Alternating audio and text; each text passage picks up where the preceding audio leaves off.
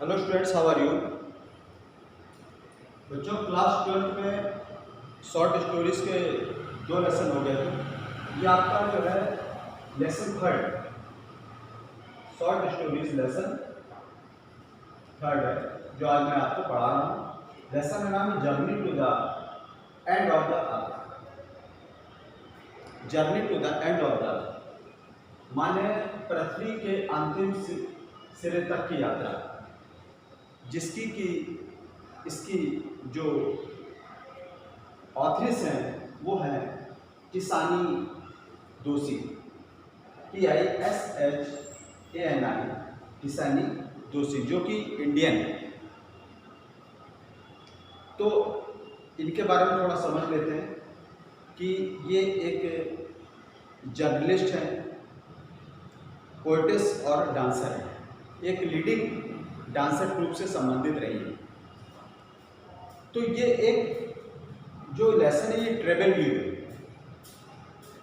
Travel view क्या होता है, हिंदी में बोलते हैं यात्रा वृत्तांत। जो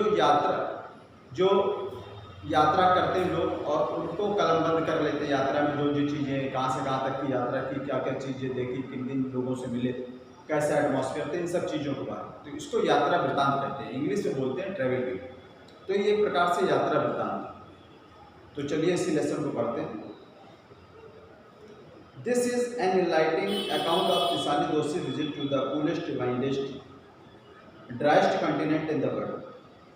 यहाँ पर जो लेखिका कहती है कि यात्रा वृत्तांत के बारे में, किसानी के बारे में बताया गया है, जो हमने यात्रा की थी सबसे ठंडे क्षेत्र में, विंडेस्ट, जहाँ पे खूब सर्द हवाएँ चलती थी, जो सूखा कंटिनेंट है अर्थात एंटार्क्टिका, उसकी यात्रा की थी।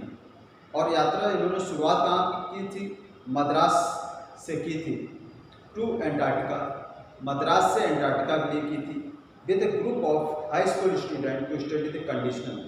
एक हाई स्कूल के जो स्टूडेंट थे उनके ग्रुप के साथ में ये यहाँ पर गई थी। फिर यहाँ पर बताया जा रहा है कि अर्ली दिस ईयर, इस वर्ष के प्रारंभ में, I found my self about Russian research visit. तो लेखा कहती है कि मैं रूस के खोजियान माने खोजियान द एकेडमिक सोल्स्की पर सवार हुई, heading toward the coldest, driest, windiest continent in the world, Antarctica. और जो सबसे ठंडा क्षेत्र था, सबसे सूखा क्षेत्र था, सबसे हवादार क्षेत्र था, वहाँ पर यात्रा की, एंटार्क्टिका की। My journey began 13.09 degree north of equator, Madras. तो मद्रास के 13.09 डिग्री इक्वेटर उत्तर की दिशा से इन्होंने यात्रा प्रारंभ की। And involve crossing 9 times zones, और 9 समय चक्रों को 9 पार किए। टाइम जोन्स बच्चों अलग अलग होते हैं। टाइम जोन्स के बारे में आपको पता नहीं टाइम जोन्स क्या होते हैं, कि मतलब कई जैसे देश होते हैं उनमें एक ही समय पूरे देश में लागू होता है। जैसे अपने यहाँ पे 1 टाइम जोन है, ठीक है। 1 टाइम जोन जो कहाँ से वो रेखा गुजरती है, इलाहाबाद के पास, नैनी से। तो पूरे भारत में लगभग एक ही टाइम जोन है और कई देशों में अलग अलग टाइम जोन होते हैं, ठीक है बच्चों। समझ गए टाइम जोन क्या होता है। तो 9 टाइम जोनों को इन्होंने पार किया। तो मतलब कई देशों से गुजरे ना, तो अलग अलग समय होंगे, सीधी सी बात है। 6 check points, 3 bodies of water, माने 3 समुद्रों को पार किया। And at least as many ecospheres, और उन्होंने 9 स्थानीय समय को पार किया, 6 चेक बिंदु को, 3 महासागरों को, और कम से कम इतने जयमंडल को इन्होंने पार करना पड़ा एंटार्क्टिक पहुंचने के लिए। By the time I actually set foot on the Antarctic continent, Antarctic महाद्वीप पर वास्तव में उतरने तक मैं 100 घंटों की यात्रा कर चुकी थी। I had been travelling over 100 hours in the combination of a car, an aeroplane and a ship. Car से कभी गई, कभी एरोप्लेन से, कभी ship. So my first emotion on facing Antarctica's expensive white landscape and uninterrupted blue origin was relief, followed up with an immediate and profound wonder at its immensity, its isolation, but mainly at how there could ever have been a time when India and Antarctica were part of the same landmass. फिर यहाँ पे लेखिका बतलाती है, कभी वो वायुयान से गई, कभी कार से गई, कभी जलयान की मिली मिले आते।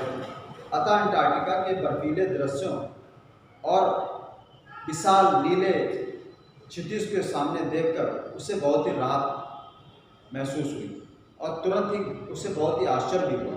वह आश्चर्य उसकी विशालता और सोनेपन का था, पर मेन कारण यह था इस पर आश्चर्य अचरज उसे था लिखा कि किस प्रकार वह समय रहा होगा जब भारत और अंटार्कटिका एक ही महाद्वीप के भाग थे।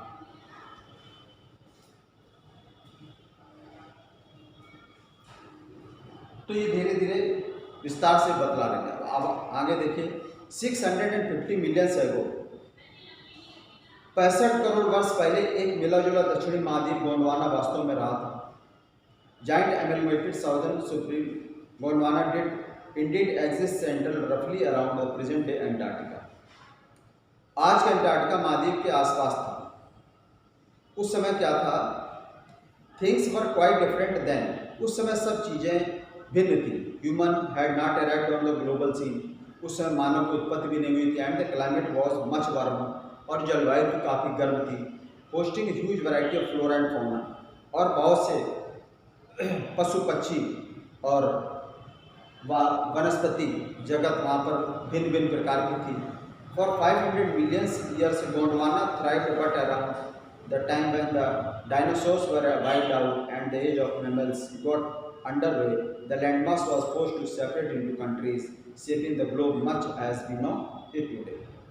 तो फिर बताया कि बहुत प्रकार के पौधे और जीव पाए जाते थे। 50 करोड़ वर्षों तक गोंडवाना विकसित रहा, पर उस पर समय तक जब डायनासोर का सफाया हो गया और स्तनपायी पशुओं का युग शुरू हुआ। स्तनपायी माने रेप्टाइल्स, मैमल्स जिनको बोला जाता है। तो इस विशाल भूखंड को अलग अलग देशों में बंटना पड़ा और पृथ्वी का स्वरूप अधिकांश का ऐसा हो गया जैसा कि आज हम देखते हैं। तो ये बताया गया बच्चों इसमें कि किस प्रकार से जो ये अंटार्कटिका, ये जो अपना देश भारत है, पहले ये सब सम्मिलित एक ही क्षेत्र था। फिर क्या हुआ कि धीरे धीरे के समय के परिवर्तन साथ में गोंडवाना जो लैंड थी वो धीरे धीरे बट गई, भारत अलग आ गया और बीच में समुद्र आ गया, फिर अंटार्कटिका महाद्वीप आ गया। तो इस तरीके से ये लेखिका ने बहुत ही अच्छा से चित्र वर्णन किया है। कल इसके बाद से पढ़ेंगे। Thanks for today.